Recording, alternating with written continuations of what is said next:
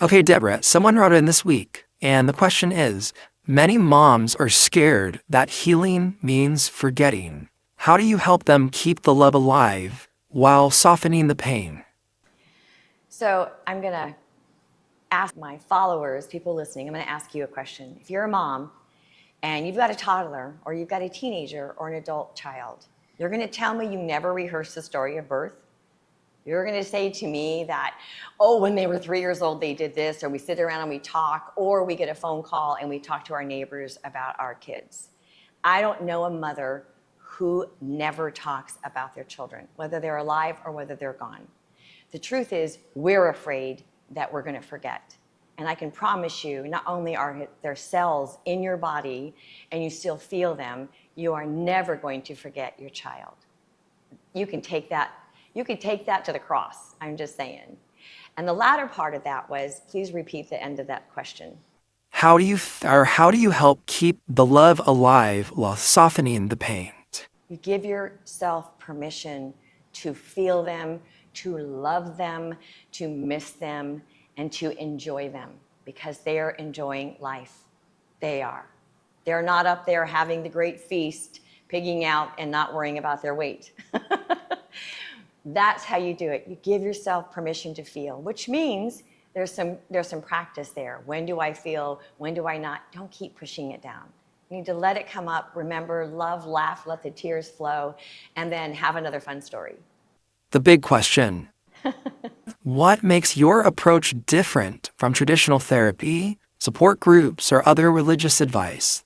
Okay, so if we're talking religious advice, I'm probably not going to give a religious answer. I have a faith, I have a walk, I have a relationship with God, I have a relationship with Jesus and with the Holy Spirit, which I also call the Spirit of Truth. So I anchor there in everything that I do. My approach, I didn't choose this vocation to go into the grief space and loss, because I pretty much have had a lot of experience in life in relationship to disappointments and to loss and having to move forward. That's just been something I've been trained in all my life. I'm not a licensed therapist. I'm very educated. I am very well aware of what's being taught out there. The message of grief and loss is more relevant and prevalent than any other time in my age, in my entire life, 60 years. So that part, I'm not there. If you need a good therapist, I fully recommend them. I don't think it's bad. I don't think anything that people are offering you is wrong. I think it's different. And each of us approach it differently. My approach is that I always anchor myself in the Spirit of truth. God doesn't lie to me. Truth doesn't lie. Truth rightly divides. And then we get an opportunity to choose how we feel comfortable. And what I really think is important is that I want you to experience what I know to be true. I want you to experience an overwhelm of love. I want you to experience an acceptance without any kind of bias. I want my people I talk to know that God is for them, He loves them. And when we get that message as a foundation, then we can have a conversation. Because if I have to sit down and talk, bless you, I've been in therapy. I did 7 years of therapy in lots of other things of my life. If I have to sit down and unearth my entire world right now and go to the beginning, I probably will bypass it. Some people in this world right now need an answer. We need something to start, a place to start. So you may end up visiting a past memory or disappointment. Most of us do. But where are you today? Where are you headed? What is it you need? I usually tell people, give me the top 3 things that are most important to you today, and we'll start there. Because if I can't put the fire out in your backyard, I'm sure not going to put out a field. And that's where I think I feel safe. If I function in the way that the Spirit does, unconditional, unbiased, I hold you in a space of love, I listen, and by the way, I've been there. I've walked through grief, loss, I've lost a child, I've lost a son, I've lost parents. And you know what?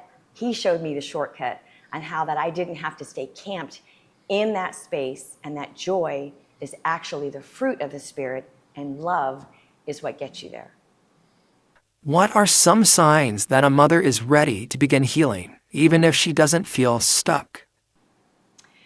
Well, I can probably tell you there's no significant signs that you're ready. You know when you're ready.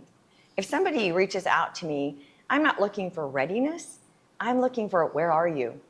Where are you in the stage of loss or grief or not? I've talked to moms that have lost their child 16 years ago and they're still not ready. It really is something that you have to choose.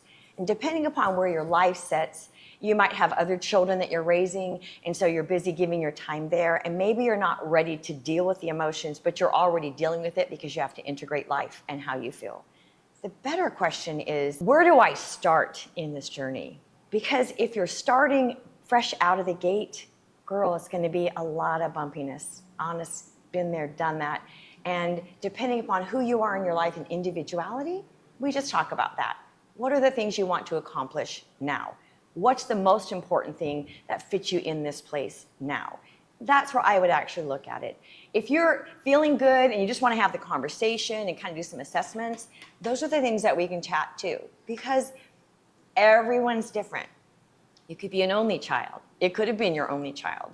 It could be that you've got a lot of dynamics. You're moving. You've got all these other stressors in your life and you're not able to go there. That doesn't mean you're not ready. It just means the timing isn't right. So it's really exploratory. What do you wish every bereaved mother knew, but often doesn't hear enough? You know, when I lost my son, I knew that he was going to heaven. A lot of people don't know that, and they question that, especially from a religious perspective. I hope, well, he confessed. This is what I know. The Spirit of the Lord told me, you know, there's really not a wrong choice. There's just a lot of do-overs. We shook a lot of pressure off of the what-ifs in the space where they've gone before us. The other thing was that sometimes I just miss the child. I miss the person. I miss the fellowship, you know, the companion that my boy was. And he was grown. He was married. He had kids. So it's not like it was toddler. I did lose one young.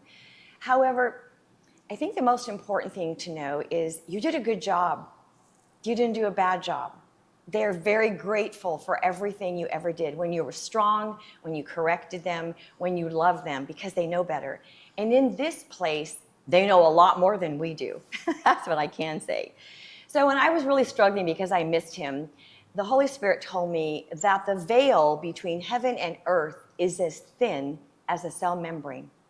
Do you know how thin that is? Now, I have a science background, so I do. But only love can go in and love can come out, which said to me, so my son can cross the veil? And I remember when he first died, he said, yes, of course. They have lots to do.